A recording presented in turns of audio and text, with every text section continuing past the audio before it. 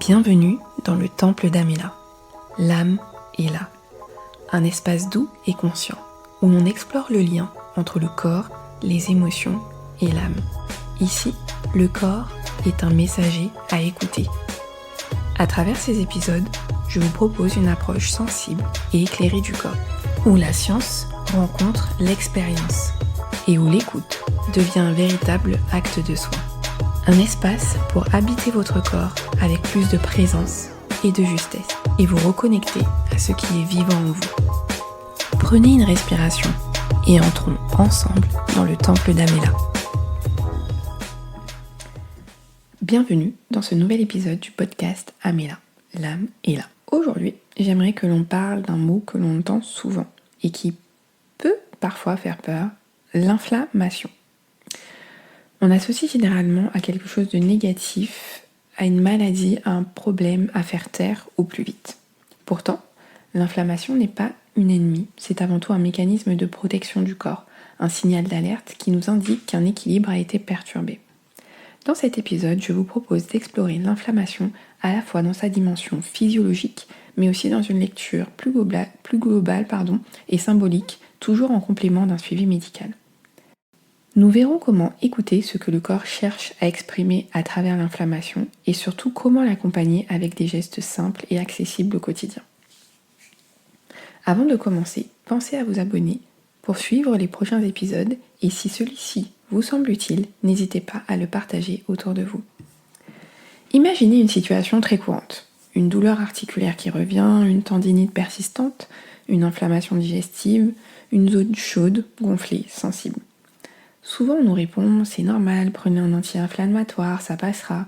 Et bien sûr, ces traitements ont toute leur place quand ils sont nécessaires. Mais si on s'arrête là, on risque de passer à côté d'un message important. Car le corps ne réagit jamais au hasard. Chaque inflammation est une tentative d'adaptation, une réponse à un stress, une surcharge ou une agression, qu'elle soit physique, émotionnelle ou environnementale. Écouter son corps, ce n'est pas arrêter ses traitements, c'est chercher à comprendre la source tout en respectant le cadre médical qui vous accompagne. Sur le plan physiologique, l'inflammation se manifeste par 4 signaux principaux: douleur, chaleur, rougeur et gonflement. C'est la manière dont le corps mobilise ses ressources pour réparer, protéger et se défendre. Lorsqu'elle devient chronique, c'est souvent le signe que le corps est sollicité au-delà de ses capacités d'adaptation. Certaines approches complémentaires, comme celle proposée par Louise Hay ou encore dans le livre Le Grand Dictionnaire des malaises et des maladies, suggèrent que l'inflammation peut aussi être associée sur le plan symbolique à des états de colère retenue, de frustration ou de stress prolongé.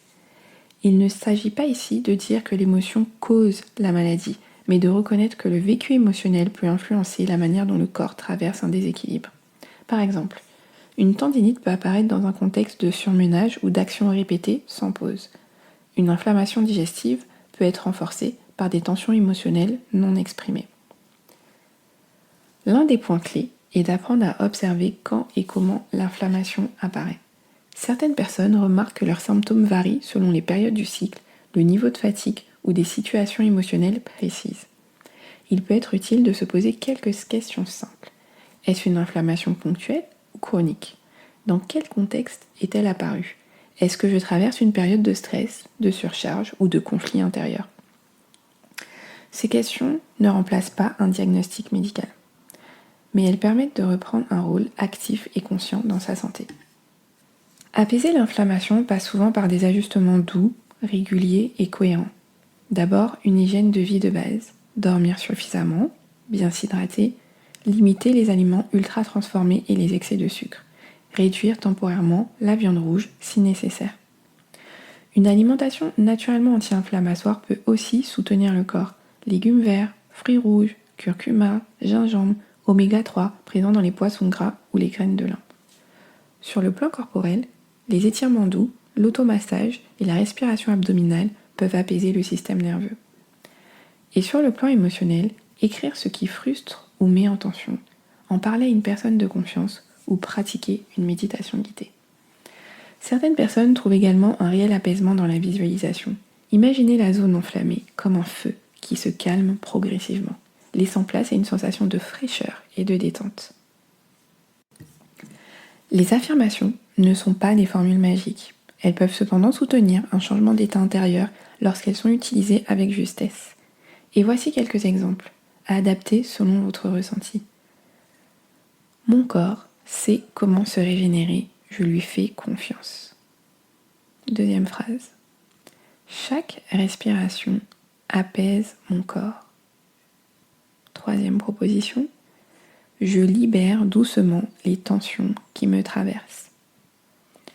Pour certaines, les répéter le matin, le soir ou pendant un automassage peut renforcer le sentiment de sécurité et d'écoute. L'essentiel reste de créer vos propres phrases, celles qui vous parlent vraiment. Je vous rappelle, comme au début du podcast, que ces pratiques ne remplacent jamais un avis médical ni un traitement prescrit. Elles viennent en complément pour accompagner le corps, lui redonner des ressources et renforcer la compréhension de ce qu'il traverse. J'aimerais que vous repartiez avec cette idée. L'inflammation est un langage, pas un ennemi. Elle nous alerte, nous guide, elle nous invite à rétablir un équilibre. En l'écoutant avec douceur et discernement, nous pouvons transformer ce signal en une opportunité de soin, de compréhension et d'ajustement. Si cet épisode vous a plu, abonnez-vous, laissez un avis et partagez-le autour de vous. Merci de m'avoir écouté, prenez soin de vous, de votre corps. À très bientôt dans Amila. Merci d'avoir partagé ce moment avec moi. Si cet épisode a résonné pour vous, je vous invite à prendre ce qui est juste et à laisser le reste. N'oubliez pas, votre corps est un allié et il vous parle avec beaucoup de sagesse lorsqu'on prend le temps de l'écouter. Si vous souhaitez soutenir le temple d'Amila, vous pouvez vous abonner, laisser un avis ou partager cet épisode autour de vous. Prenez soin de vous, prenez soin de votre corps et je vous retrouve très bientôt dans le temple d'Amila.